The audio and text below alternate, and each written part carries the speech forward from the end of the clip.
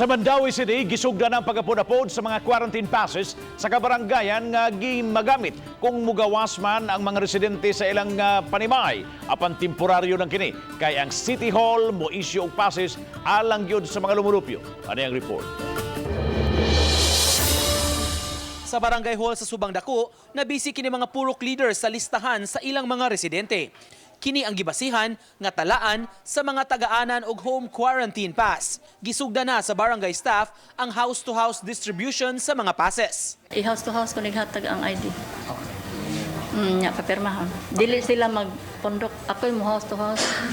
Base sa lagda, matag household hatagan og usa ka quarantine pass. Buot pasabot, usa lang ang gitugutan nga makagawas sa panimay aron mamalit og mga panginahanglanon sa higayon nga epektibo na ang enhanced community quarantine.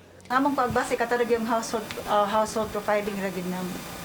Oh, once nga naay bagong nag-abang dito, malagi na once nga naay bagong nag-abang, ila gitong kuanan pa fill up po nila. Ang kabarangayan ang mangunay sa pag-apod-apod sa ilang quarantine pass. Apan matod ni City Administrator Jamal Kalipayan, isunod ra ang paghatag og City Hall issued quarantine pass nga mauna unyay permanente nga passes nga magamit. Dunay kapin sa 93,700 households sa Dakbayan sa Mandawi.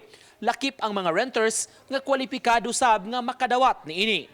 For now that we are still preparing and are still printing the city quarantine pass, it will be the barangays who are going to issue. Plano sa syudad, istriktuhon ang gamit sa passes maong ilang giauhag ang mga essential establishments ug mga negosyo nga mo require niini sa ilang mga customers. We are also asking these establishments to check the quarantine passes before entry para ma-discourage na gyud ang mga tao nga magawas-gawas nga way quarantine pass